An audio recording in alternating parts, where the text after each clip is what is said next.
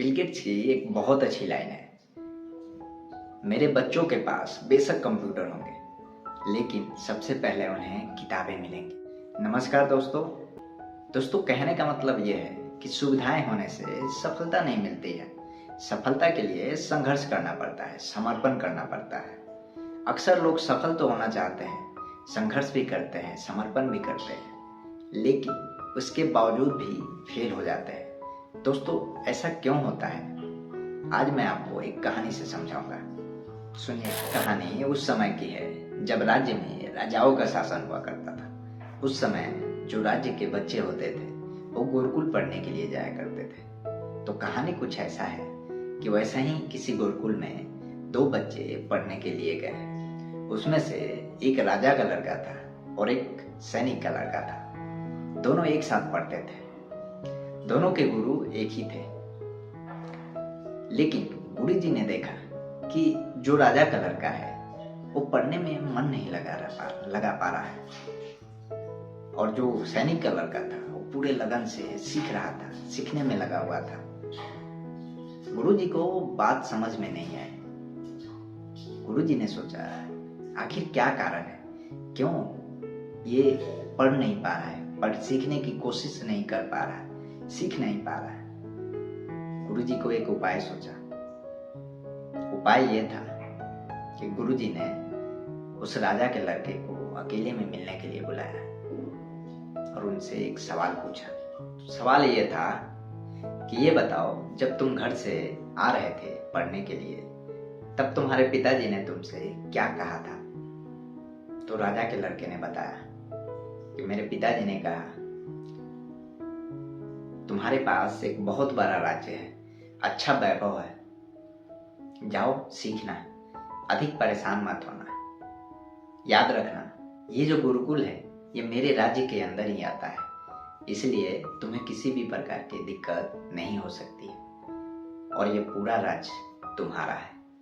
तो ये राजा के लड़के ने कहा। और इसके बाद गुरुजी ने उस सैनिक के लड़के को बुलाया अकेले में और उससे पूछा कि ये बताओ, जब तुम घर से विदा ले रहे थे, पढ़ने के लिए आ रहे थे गुरुकुल में, तब तुम्हारे पिताजी ने तुमसे क्या कहा था?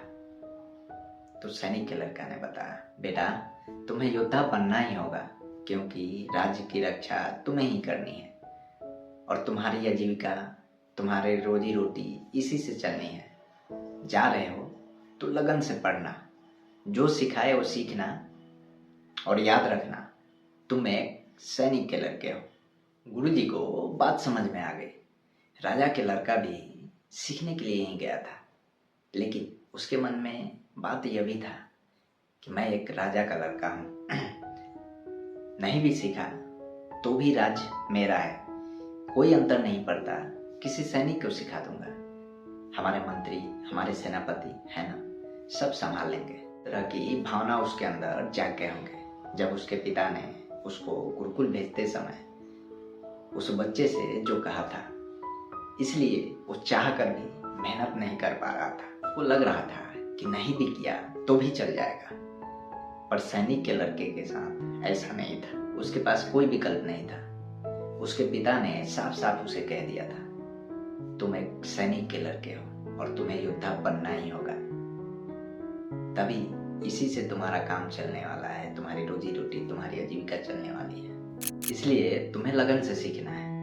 बस उसके पास कोई विकल्प नहीं था, इसलिए वो सीखने में लगा हुआ था और उसका प्रभाव भी दिख रहा था। तो कहना यही चाहता हूँ कि हम सब के साथ भी कई बार ऐसा होता है। हमें लगता है कि हमारा बैकग्राउंड बहुत बढ़िया है, हमारे दादाजी गवर्नमेंट नौकरी में थे, हमारे पास बहुत संपत्ति है, कोई दिक्कत नहीं है, इस वजह से हम पूरी मेहनत नहीं कर पाते हैं, अपना 100% नहीं दे पाते। ऐसा होता ही होगा, आप महसूस करिएगा।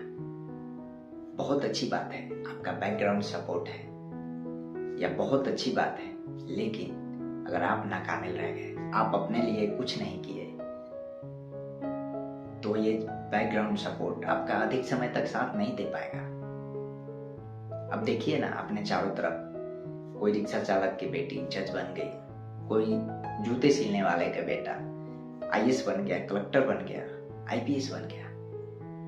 और वहीं पर हम ये भी देखते हैं कई रईस घर के लड़के जो होते हैं या जिनको ऐसा लगता है कि आप हमारा बैकग्राउंड सपोर्ट बहुत अच्छा है, कई बार वो उतना अच्छा नहीं कर पाते हैं। विचार करिएगा, कहीं ये कारण तो नहीं है।